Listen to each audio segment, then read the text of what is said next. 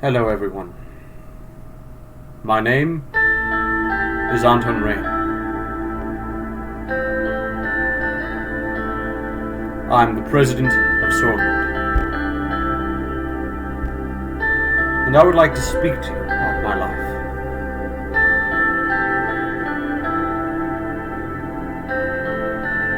What led me to this position?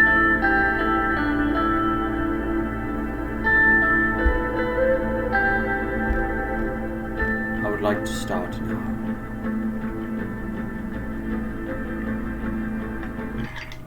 Would you care for some champagne?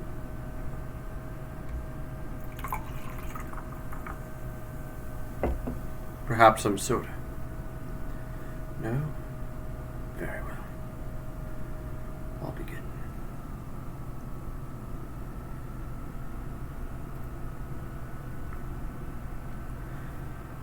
(1908), Kingdom of Suzerain. I opened my eyes to this world. I came from a wealthy family in the city of Lachan.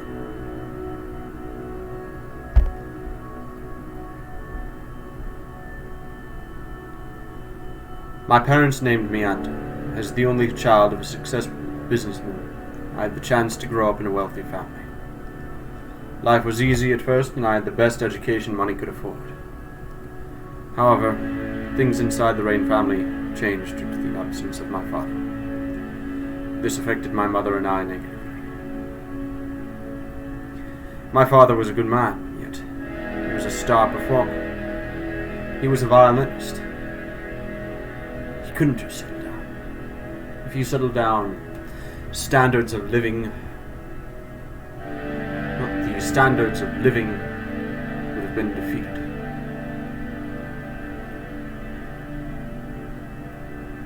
And declined.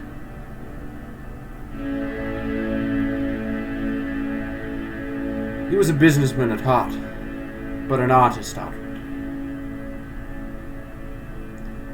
However, he enjoyed both art and business with such an elegant and fine taste. Despite his occasional absence, he was a good man. I was raised patriotically as well, to serve my God, King, and country. However, the years passed. During history class at my school, the bells started to ring unexpectedly. I heard a loud commotion outside. Everyone tried to figure out what was going on. The principal announced the historic revolution. The kingdom was no more. The Republic of Suzerain was born. This saddened me. The Republic of Suzerain was such an abominable disgrace. It hated this insidious creature, this impersonation of what I loved. I wanted God, King, and country. I got God, President, and an amalgamation, a demon. I was worried, not only of my country's future, but of my own. I was worried that art would be destroyed, that everything I believed in would tumble. The only thing I had in me was God at that moment. Only He could guide the way. But over time, I became less religious. I searched for another meaning in life. That was my hometown. The city of Lachan was one that I loved. I believed in it strongly. Thus, and my father, although both an artist and a businessman, supported my paths. I couldn't say I was an artist. I may be now, but I wasn't.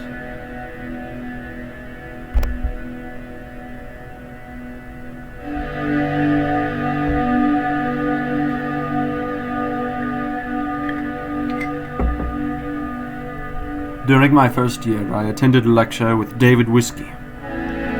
He was a well-known diplomat from the foreign ministry and the son of a president. After observing the whole in silence, he explained why a market economy is the better option for Swordsman. He argued for a system where prices of goods and services are determined by the open market. Of course, as a businessman, I agreed with him. But I also wanted to make sure that the common man can survive. A tempered market is the best solution.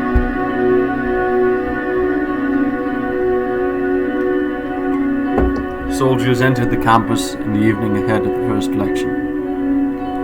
Many were in shock as the uniformed men created a security cordon and started arresting the teachers.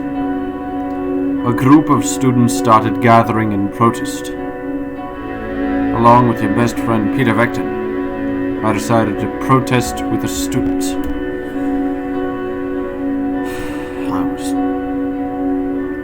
It was an abomination, but, well, at first. But then, I told Peter Vectern.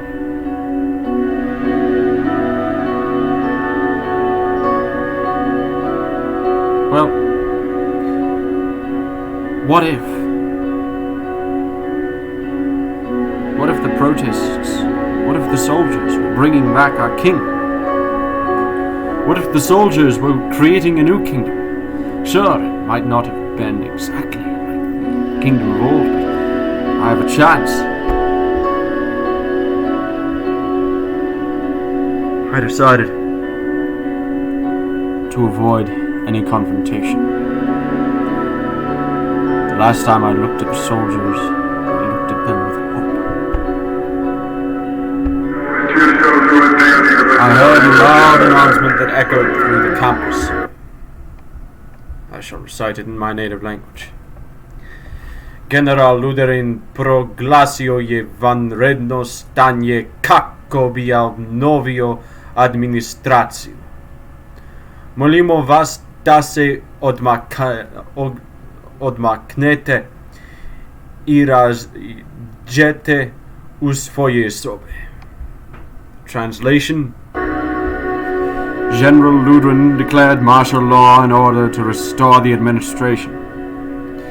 Please stand back and disperse to your rooms. I quickly made my way towards the dormitory, avoiding the scenes. I did exactly as they said. As I entered the room, I heard screams coming from the outside. Good. Republicans can suffer. But I did not want to hear the screams. I buried myself under the sheets. I felt sorry for them. They've probably been lied to all their lives. It's sad to see them go like that.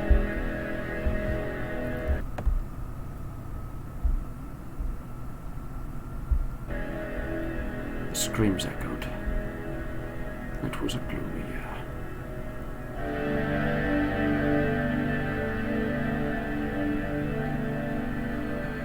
I'd like to explain what happened within Haven and within the country of Sodom as a whole.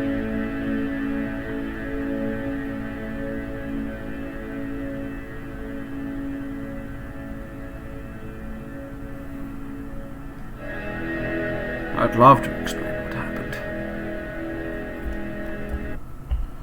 Swordland, the forces under General Ludwin did not restore the monarchy. They did not restore a kingdom. General Ludwin didn't even declare himself as monarch. He arrogant fool.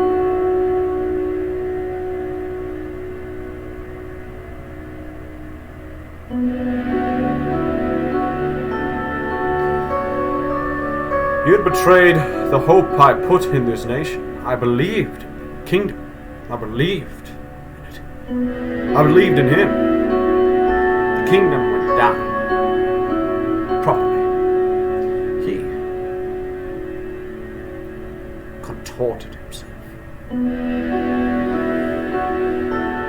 I decided to join in the end a political debate group. No other major other options. The majority of the students and teachers displayed their opposition. Haven became a target for the military regime. Joining a human rights group, why would I do that? I strongly believe in the ideals of human rights. I do. Even though I support the return of the old kingdom, I do remain a believer in human rights. But this organization seemed to be a bit prissy. These people had a glance of falsehood, of fake maturity. I did not respect their pretentious attitude. Student council would be fine if they weren't all carriers. If they weren't all... Discord moderators. These people thought of themselves as the most important people in the entire world. I think of them as foolish idiots who have probably been drinking too much wine. So I joined a political debate group. I knew I had to be involved somewhere. The dozens of debates helped me hone my oratory skills, whilst helping me grow my network. Even though the debates were pretty heated between differing groups, I grew from sharing ideas. Hopefully, everybody else did as well. In one of the meetings, Peter introduced me to one of his friends, Monica, who was a volunteer for the Swordish League of Women. I was immediately attracted to her beauty.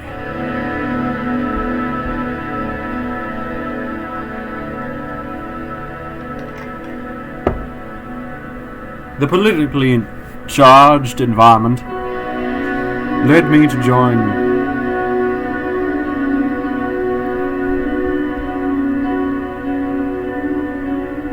the Young Swords, which were a nationalist group. Sure, I was opposed to General Hooter, but if the Young Swords had my support,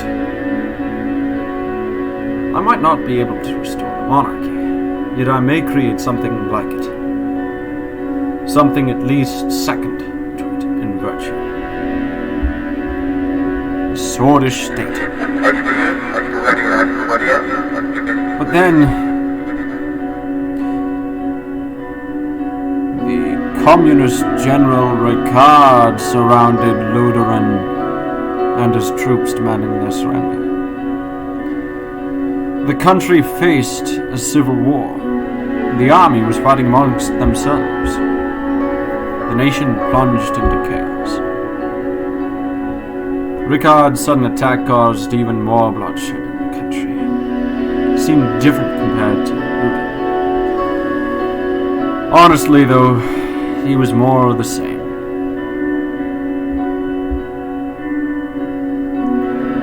I participated in the protest march. I was chanting,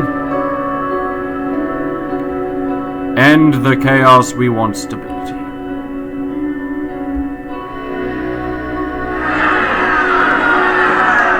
At that time, I began to change my opinion on the Republic. It was better than neutral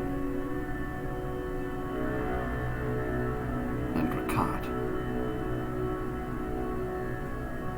Even though I may not have liked it, many people placed their hopes in the old regime.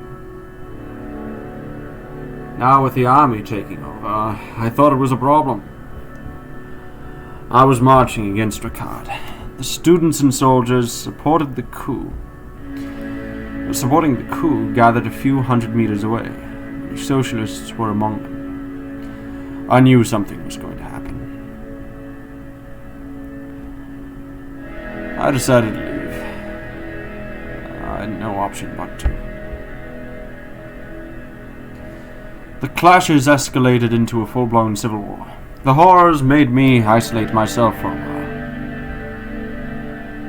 Monica helped me cope, and love grew between us two. However, it was a difficult time for love. I knew the chaos must end. The charismatic Khan, Tarquin Sol, orchestrated a sudden coup and brought an end to the chaos. He wrote a new constitution and restored stability. We saw him as a savior. He formed the United Sorland Party and ran as a presidential candidate in the first ever election.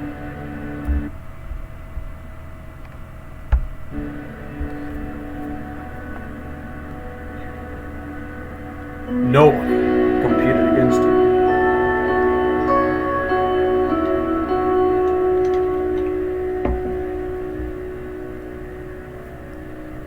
And as to give thanks to my general, my glorious, glorious general, I voted for the United Sorland Party.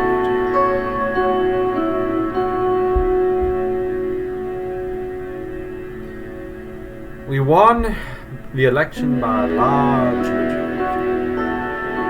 After graduation, I kept seeing Monica and noticed our interest in her. However, a letter arrived from the military, calling me to fulfill my compulsory service.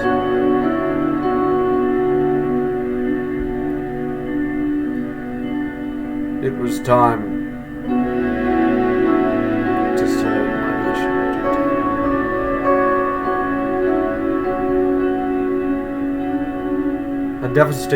A devastating civil war broke out in the neighboring country. The distinguished Major Joseph Lancia ordered me to lead my squad on a border patrol mission. It was a very cold winter night when I began marching out to Gumran outpost. Snow filled the air. It was a storming blizzard.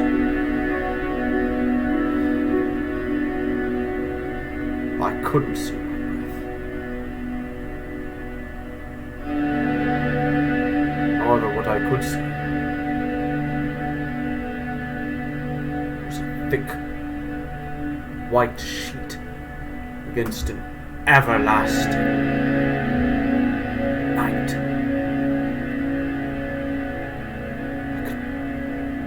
It was horrid.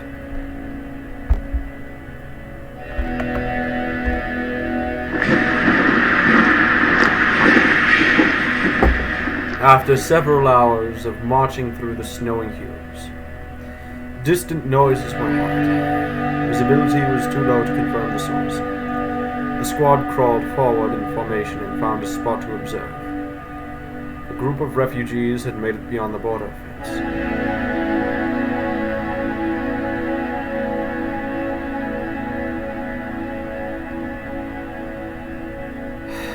It was a great point. The squad and I looked at these poor refugees. We wanted to accept them. They were huddled. Many of them didn't even have coats on.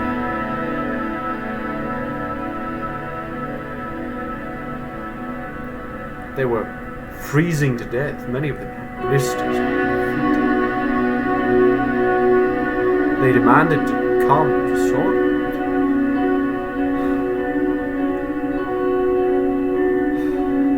I then began to think.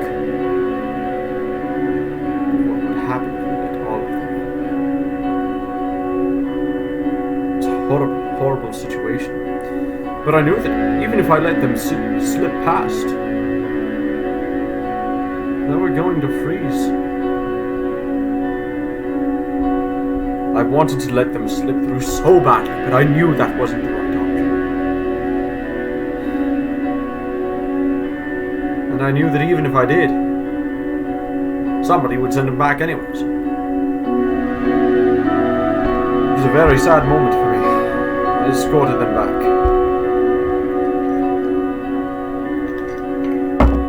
The refugees were in despair when they realized that I was taking them back to the border. Screams and protest ensued as they were restrained. I delivered them to the border guards. After several months of military service, my duties ended and I went back to civilian life.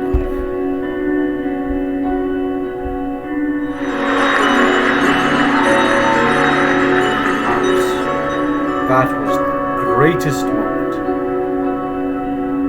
since I was born.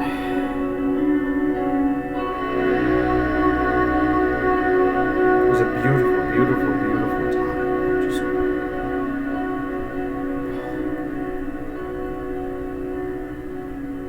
The amount of relief, I bet you could see me feel. Heck, someone.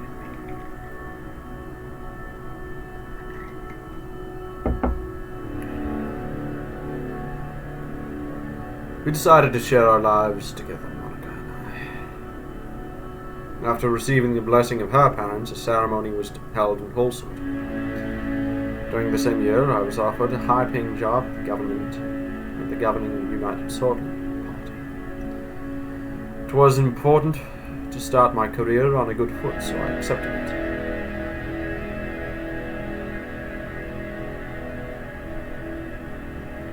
At that time, I did not want power. At that time, I did not want riches. At that time, it wasn't even a selfish thing. I felt like I needed stability and security. Of course, I know that nothing is ever secure, but I should be as true to myself as possible. I wanted to be in business, but business and politics, they're quite similar. So, after pending through multiple offers from great firms, then I decided that the financial compensation was far too great to pass up. And plus, I could do good things.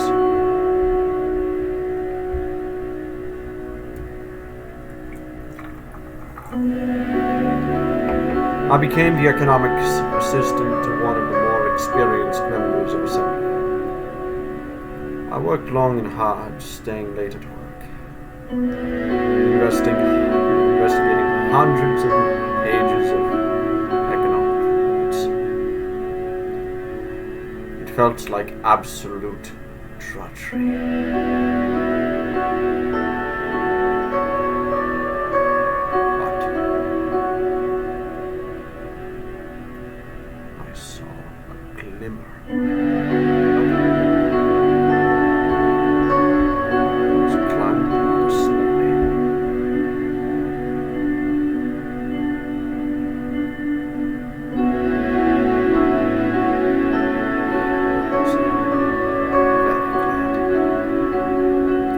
But then Tarquin Sol did something that really angered me.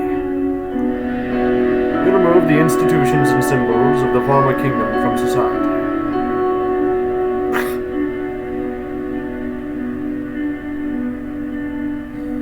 I mean, now that time it angered me, but at this point the kingdom was gone. It was never going to happen.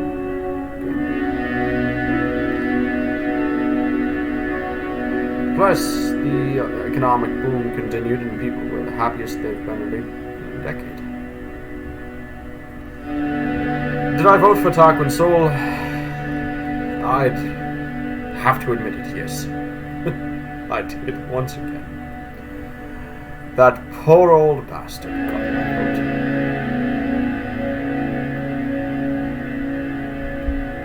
He's elected once more. Viva el Republica.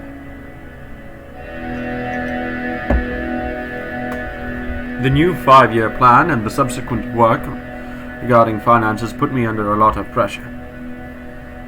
My significant contribution to the economic strategy triggered an invitation to meet President Tarquin Sol himself, who offered me a key position. I was to become the youngest member of Assembly. My feelings of Tarquin Sol were very mixed. I accepted it. Well, at first I accepted it, but later doubts began to grow. I was suspicious.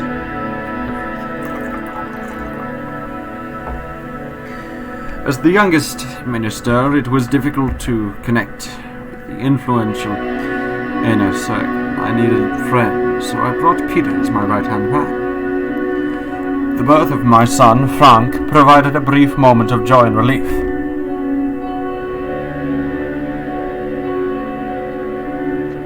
I spoke to party leaders.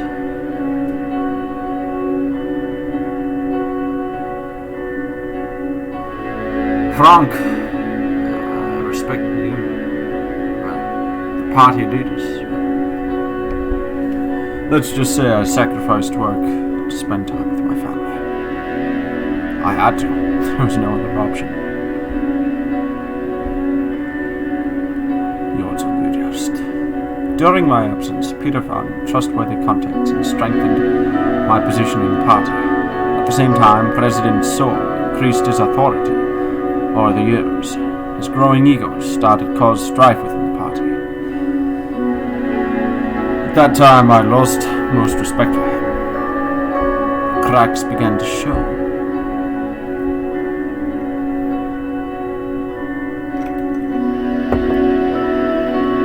President Sol barely secured a majority in the election against the opposition leader. Over the past years, people were growing discontent with corruption and the worsening quality of life. Meanwhile, calls for a united Sordland Party Congress became louder, and as leadership struggles started to brew. I was a monarchist. I was opposed to the president. I felt that he betrayed his nation. He betrayed the Republic. Why could I accept him? I wanted royalty back, but the second closest thing was a legitimate republic. I joined the internal opposition.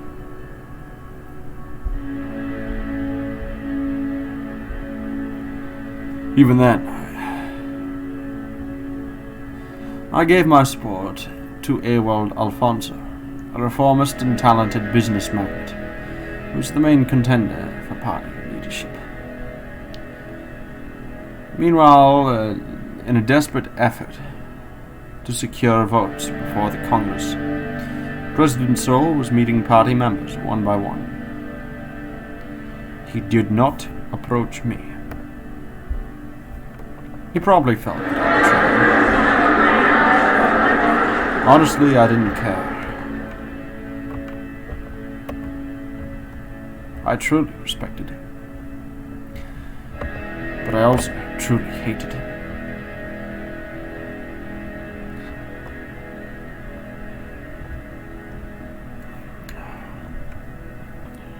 Life continued. The party congress was nothing short of impressive.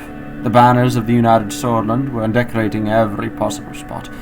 Thousands of influential political figures, lobbyists and benefactors, priests and politicians, businessmen and even regular party members gathered for the starting point. The voting for the party leadership began. I voted for Ewald Alfonso.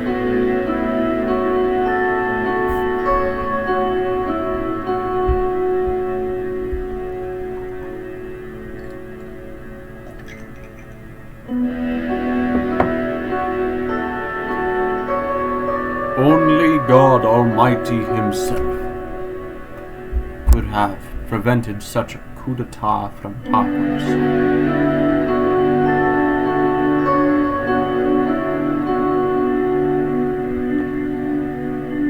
The contentious leadership vote was won by Ewald. Thank God. During the Congress, Saul announced his retirement from politics. I knew the structure he had established was to stay. The country had become increasingly authoritarian. I was happy that Saul was finally leaving. I was troubled by his leaving.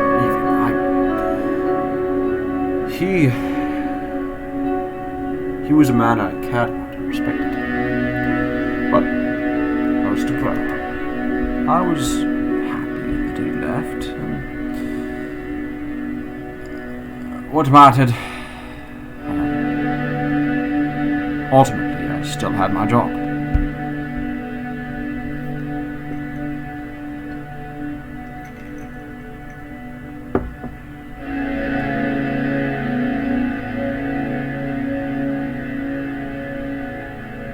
A month later, my daughter was born. Monica named her Diana. She motivated during a tumultuous period of the party. She motivated me during the tumultuous period of the party. The general election. The hell is right? The United Swordsman Party was under the new leadership of Ewald Alfonso. I joined the party effort and campaigned for him. He was my leader. He was my new leader.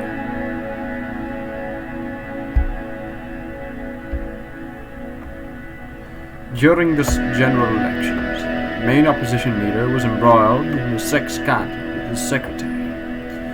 He was replaced by the strong opposition figure, Franz Richter. The damage has been done.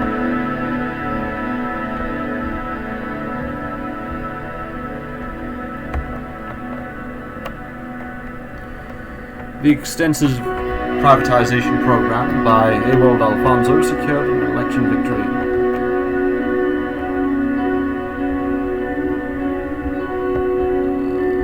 for the United Swordsman Party.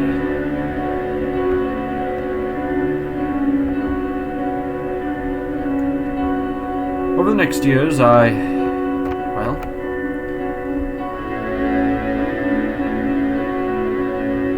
did whatever I could to improve Swordland.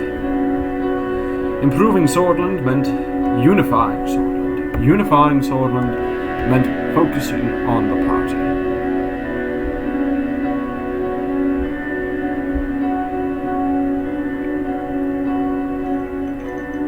At that time, I finally stopped having hopes.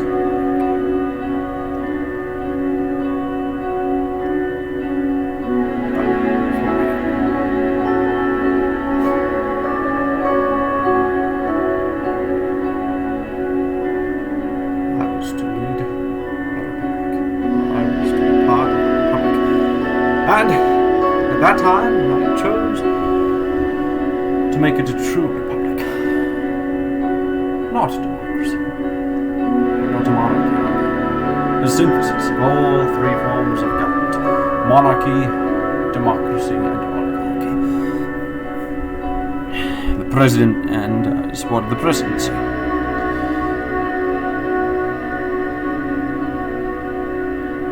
It saw many bold reforms, but was followed by a serious economic recession. The other parties announced their bids for the 1953 election, but the unfair system hampered all opposition efforts to win. I was worried about the recession.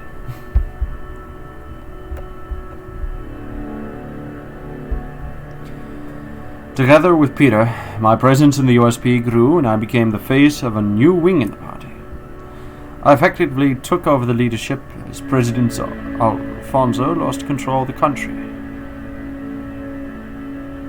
The moment to make a move had come.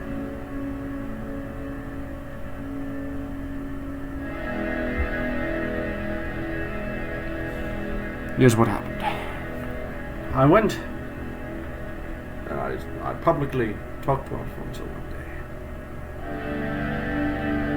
I told him, look, the country was very strong, glorious, solid, it was a failure.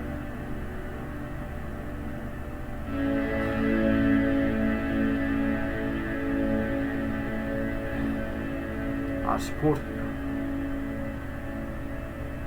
Perhaps, maybe, give the opportunity for someone else to join.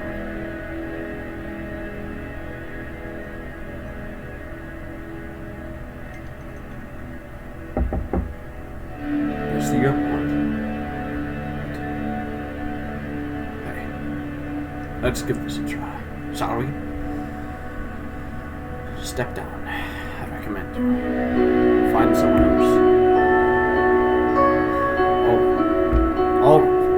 I will honor public speech. I will call you a great martyr.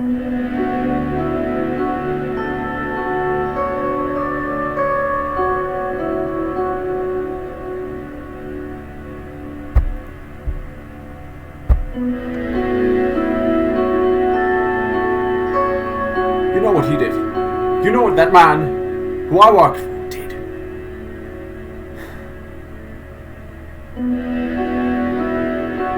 He laughed at me. He said, in his pompous, arrogant voice,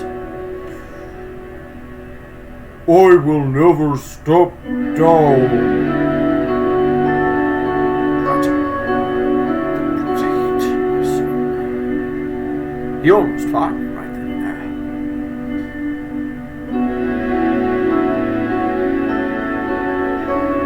I decided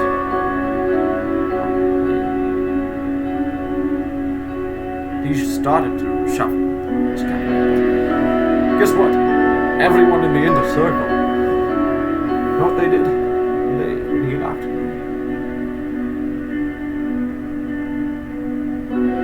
I told them what happened. I blamed him. Crisis on television. Here's what his inner circle said. All the members basically worked out.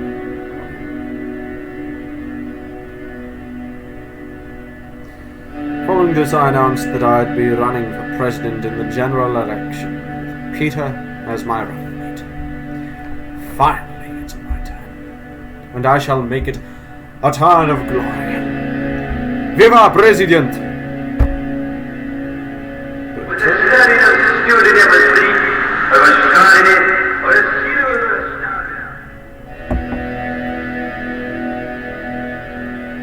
After visiting every city and town during the campaign, I made a speech on state television. I'd like to tell you simply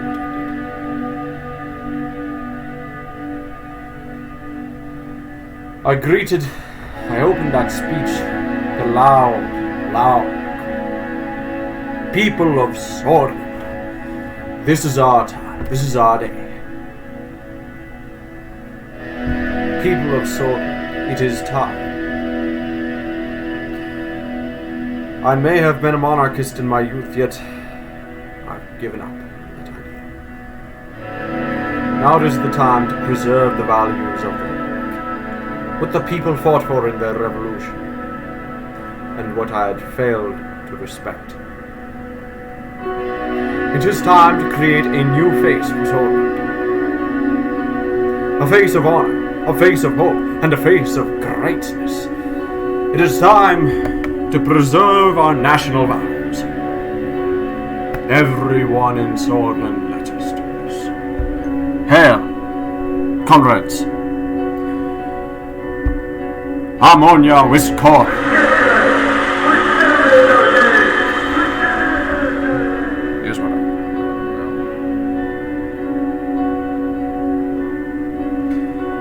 Gretchi Sortland.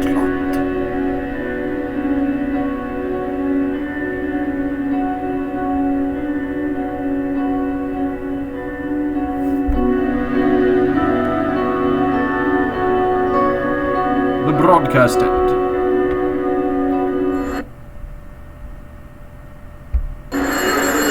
On election day, millions went out to cast their votes.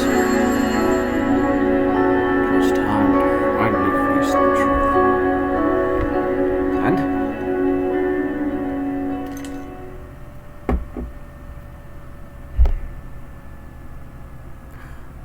I had one. I finally did it. Yes. I finally won. I finally became president. Without foreign powers. So let us show.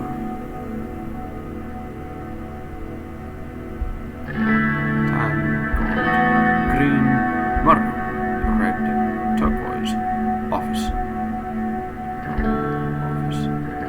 Accessories default. Black glasses, brown glasses, thin glasses. Lesbian cigar.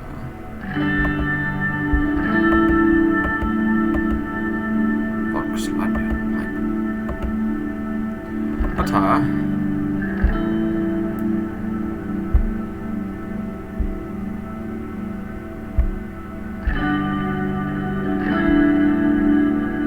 I wanted to wear a tuxedo.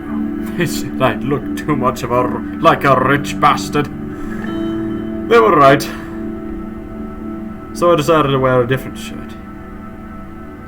Shirt known as the Swordland First. And I had a tie that was called the Swordland First.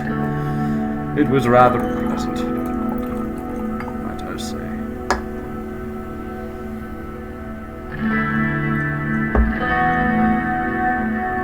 Lost it in an accident after I left office. But we'll not get there, shall we? Facial hair, default.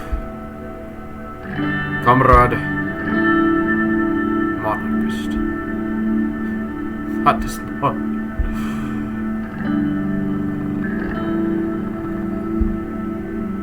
Chief strategist, classy, idealist, clean shaven, intellectual, sword gentleman, swordist. Strategist, theorist, Deutschland and Market revolutionary. Main default. Default. Law.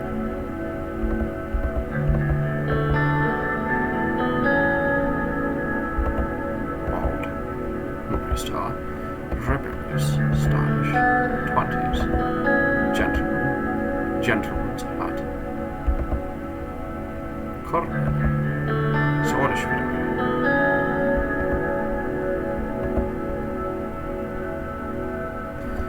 That is me.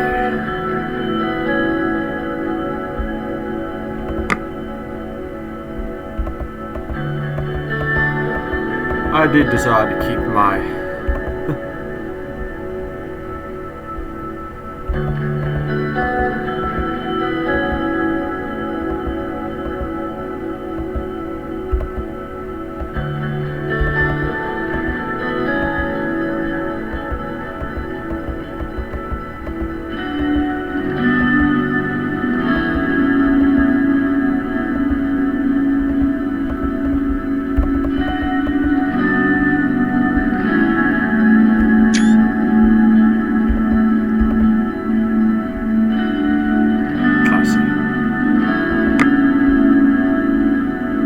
decided to look as much of a gentleman.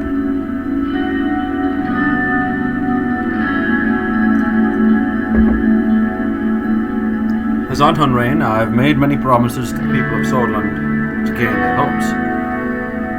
They must be considered very carefully. Well, first of all, I made little promises. I simply told them that I would do the best. That I would will do my best. First of all,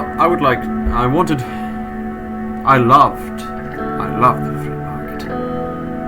I told them I'd support it.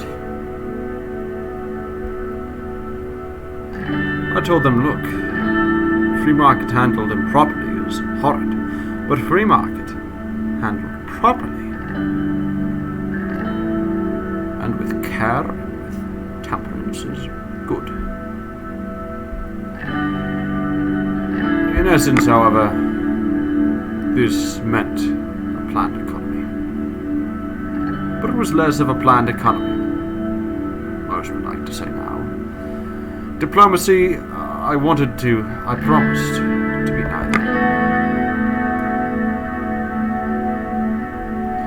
For immigration, I remembered.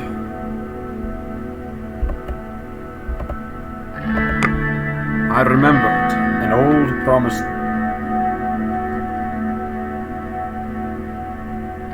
that I made to myself. In that field,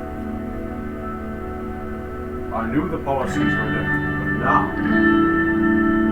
now as a loyal citizen of Swordsland, as the President, I can change them. At least I hope. My God will keep me relaxed. What I'd like, however, because of this, I wanted to have a strong military. I told the people of Swordsland that without a strong military, they'd have nothing.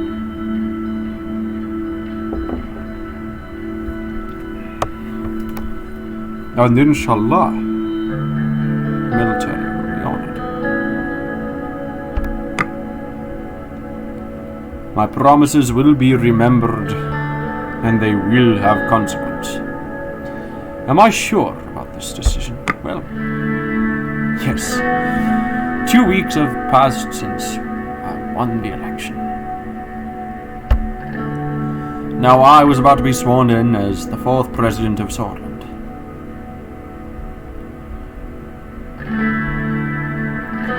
Thousands were watching the inauguration ceremony and cheering my name, Antonu.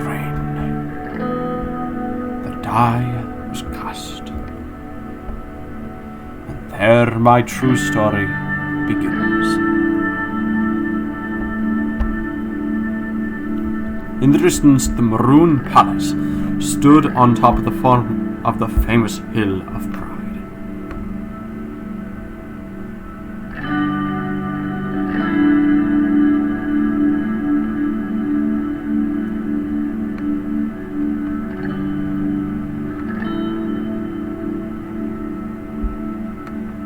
I looked at my family. My son and daughter, Frank and Diana, were next to Monica, my wife. Her eyes were glimmering with pride. Then I turned towards the key people who made it all possible. Of course, each individual was promised an important position in my cabinet. As my thoughts slowly faded away, the reality of the situation dawned on me. Also, Hawker, the Chief Justice of the Supreme Court, was waiting for me. The time for the oath has come. It has indeed, Chief Justice. Please repeat after me. I do solemnly swear that I will respectfully execute the office of the President of Swordsland, and to the best of my ability preserve, protect, and defend, and to the best of my ability to protect and defend the people and the Constitution of the Republic of Swordsland. I may now deliver my inauguration speech. It is an honor. Dear citizens of Swordsland. The crowd looked very eager to listen to me. First, I began to talk about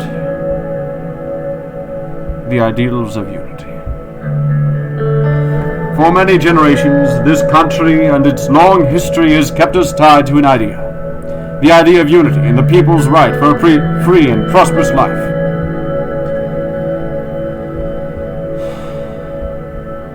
We still have insufficient infrastructure, houses without electricity, without water. We have crime in our streets, unemployment within the youth, and we still have injustices in the government that plague us.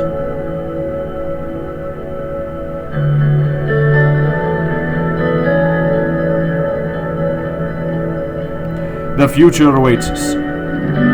Swordland is above all in the world.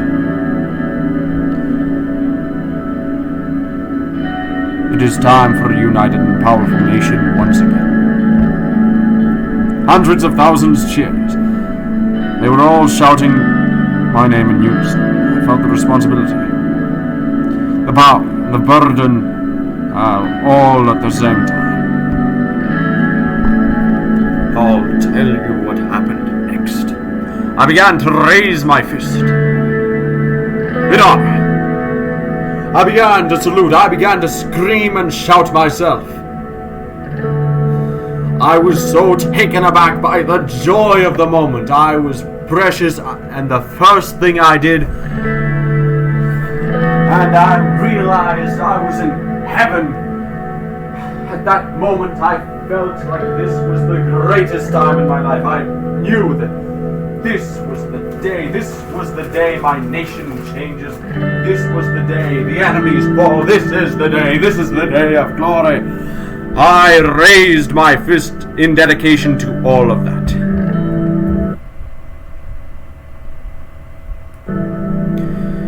It triggered, let's just say, a gigantic rise.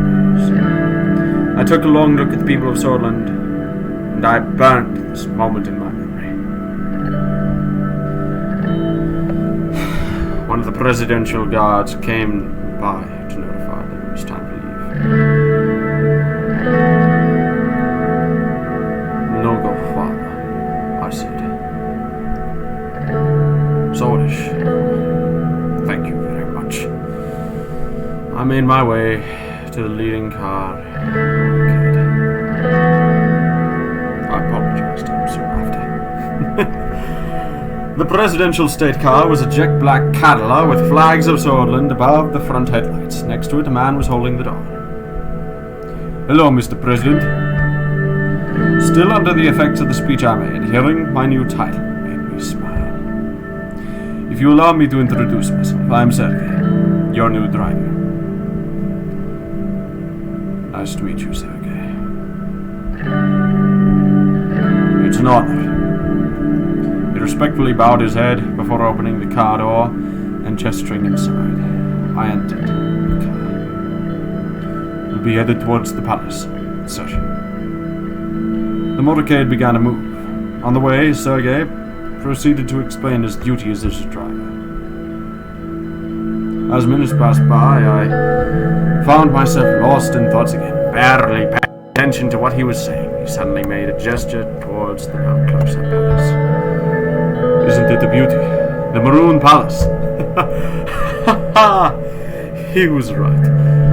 Sunlight glinted the palace's many maroon-colored domes. It was so bright I had to look away. Every time I look at it, I'm reminded of my duty to this nation. So do I. It is the beating heart of the nation after all.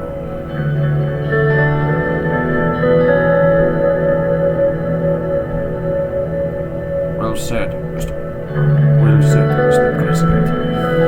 The car drove past the majestic gates, continued uphill to the entrance, and stopped in front of the door. Sergei got out of the car and opened the door to me.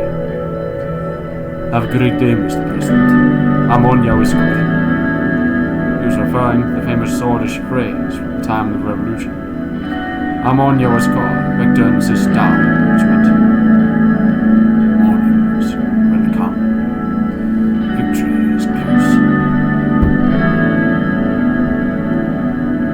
Vectern down. Never thought I'd be saying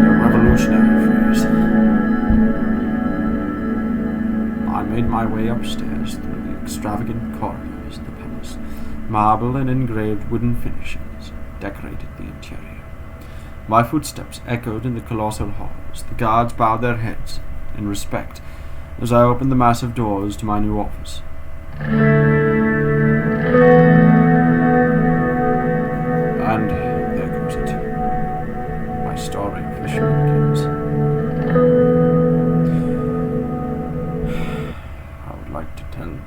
I would like to thank all of you for enjoying this story.